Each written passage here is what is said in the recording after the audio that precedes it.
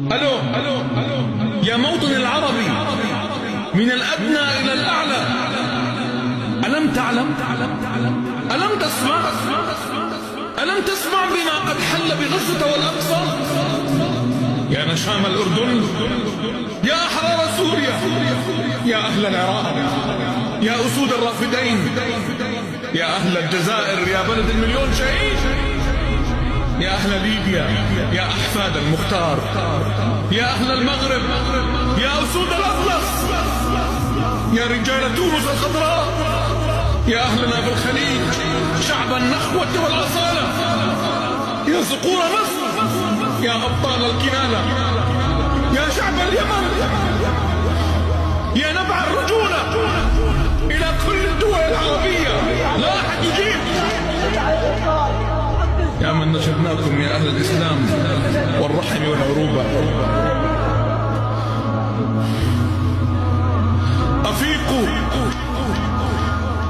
دموعي تشق الخد من شدة الأسى،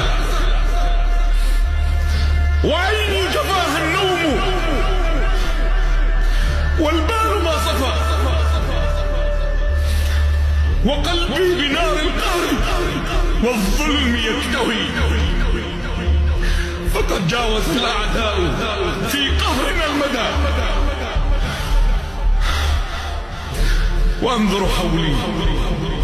وانظر حولي فار الحال مؤسفا، لمن ضيعوا أمجادنا كلها سدى.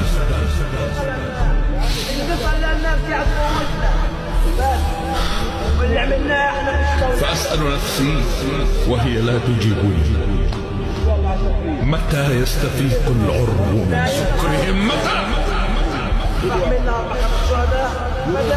ظلمنا قرونا نملك الأرض كلها ونمتلك الشرق العظيم وما حواه،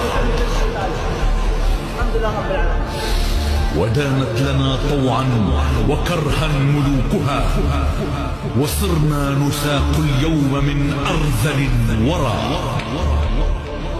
فمن لي بجيش مثل جيش أسامة أذيق به أعداءنا الذل والردى. أنا بحكي على مربع بيربع نشجر مصرف دمر يا شباب.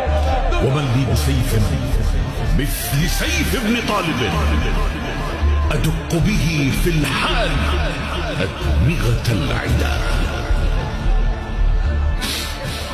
ولكن عزائي أن للبغي مدة، وأن هلاك القوم في الذكر قد أتى.